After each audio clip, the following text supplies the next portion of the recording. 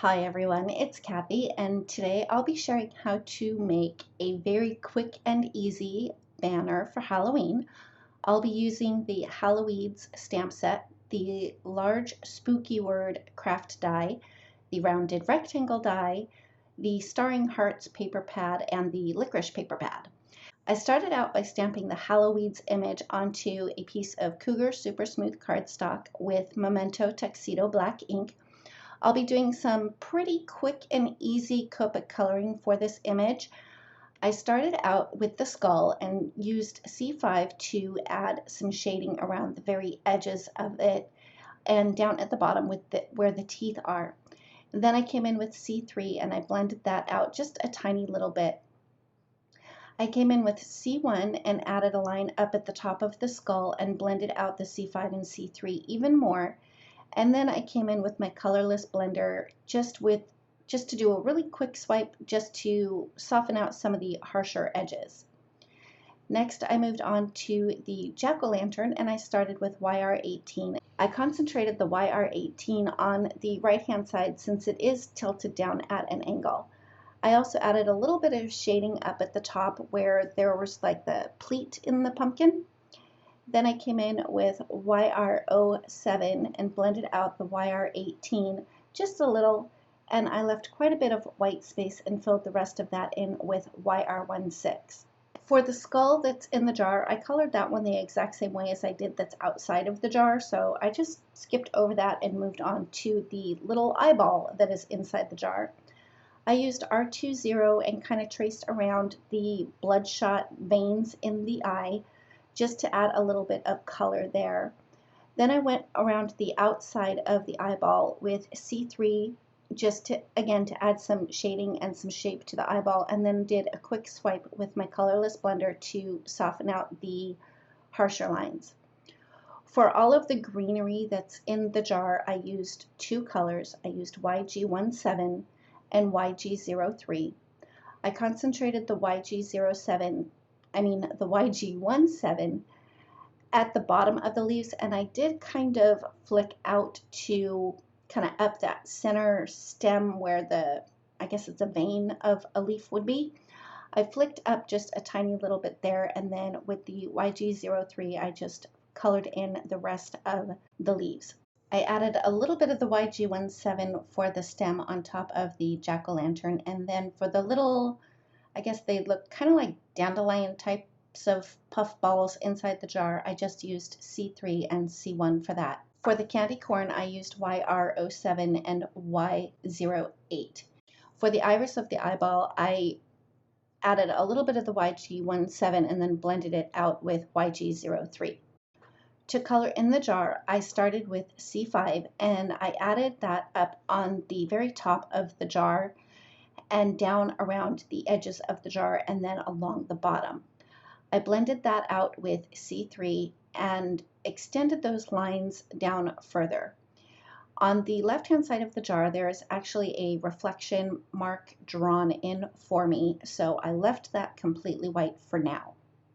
Once I was done with the C3, I blended that out a little bit with C1, and then I wanted my jar to have an eerie, spooky kind of glow to it, so I brought in some yellow markers.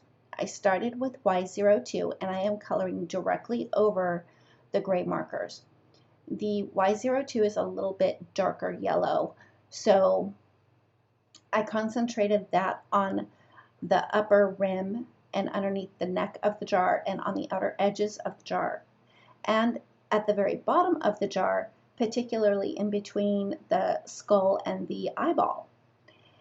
The next color I came in with was Y11, and I colored over the entire jar, even the images that are inside the jar. The one tip that I have to share with you about doing this is you do want to be pretty quick with the color that you use to go over everything else, because you want to make sure that you don't blend out the colors that you've already added.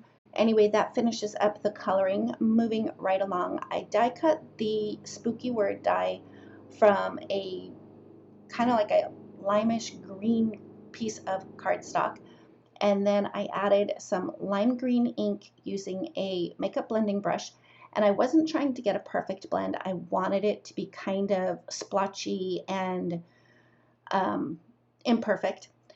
And then I sprayed it with water to get some of that ink to move around a little bit. And then I set that off to the side so it had a chance to dry. I also cut the spooky die from black cardstock 3 times so I could stack them up just to give them a little bit of stability. Once I had all 3 of the black die cuts stacked up, I stacked the green die cut on top of that, but when I stacked the green die cut on top of the black stacked die cuts, I made sure to kind of scooch it over a little bit so that there would be a slight black shadow around the lime green die cut. For the base of my banner, I used the largest rounded rectangle die, and I cut it 6 times from 110-pound Neenah Classic Crest cardstock. So I have 2 sheets of white cardstock for each panel of my banner. I adhered the white cardstock together, and then I layered the patterned paper on top of the white rectangles. Once I had all of those pieces adhered together, I grabbed my Crop-A-Dile to punch my holes. And for this, I didn't do any measuring or anything. I just kind of eyeballed it and tried to get the holes to be somewhat in a straight line. And then after I had this first one punched out, I grabbed the second panel and I lined it up with the first panel. And I used the hole that I previously punched as a guide so that I could get the other 2 banners punched and have the holes be basically in the same place so that they would line up when I add in all of my ribbon. To finish up and put the banner together, I did cut a piece of white cardstock with an oval die twice, just so that my little Halloweeds would have a little bit of a background. I adhered the white ovals with my tape runner on the outer panels of my banner. I ran the Halloweeds through my scan and cut machine and had it cut it out for me, and then I added quite a bit of foam tape on the back side of each of them. I kind of placed them on those ovals, but I didn't press them down. I wanted to make sure that I had them pretty even, and the one on the left was a little bit too far to the left, so I ended up scooching that over just a tiny little bit. For the spooky word die, I did add some foam tape, but just a little bit, and mostly on the letters that are in the center, and as well as the bat, because of the S and the Y hanging off the edge. To tie my banner together, I cut 2 pieces of black and white polka dot ribbon, and any ribbon that you have will work just fine for this. I do thread the ribbon through the back side of the little banner panels, and then once I have the spacing right between each of the panels, I tie the black and white polka dot ribbon into a knot, making sure that I don't pull them tight because I don't want the individual banner panels to be too close together. I do want to have some space in between there. So as I'm tying the knot with the black and white polka dot ribbon, I kind of tuck my fingers underneath that knot area to make sure that I'm leaving that space. Then when I go to tighten the knot, I'll pull the ribbon from the left and the right sides, and then also pull the tails just to get that knot nice and tight. Then to add a little bit more fluff and fun, I cut a piece of orange and black ribbon and I tied it in a knot on either side of the black and white polka dot ribbon.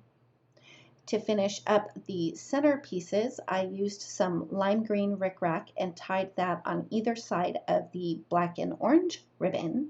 And then I trimmed off the edges of the ribbon at an angle, mostly to get rid of the frayed bits and pieces that sometimes happens with ribbon. And I wasn't trying to get the ribbon pieces to be even. I think that the more janky they look, the better, especially for Halloween. For the end pieces, so that you have something to hang your banner from, I used lime green ribbon and I threaded it through the back, and then I just tied it into a knot. I keep my fingers kind of underneath the knot there just so that there is a little loop so that I can easily hang up the banner. And then again, to tighten the knot, I'll pull on either side of the knot, and then I'll also pull on the tails just to make sure that those knots are nice and tight. And I did cut the end of those ribbon pieces at an angle as well, just to give them a little bit more shape and to get rid of any of the little frayed pieces. To finish it up, all I did was add a little bit of glitter with my Wink of Stella glitter pen to the bat and the spider web. That finishes up my banner for today. For more information, all of the products that I used are linked down in the description box below. Thank you so much for joining me. If you like this video, please give it a thumbs up. If you've not yet subscribed, I'd love it if you would. And don't forget to ring the bell so you're notified every time a new video is posted. Thanks again, and we'll see you next time.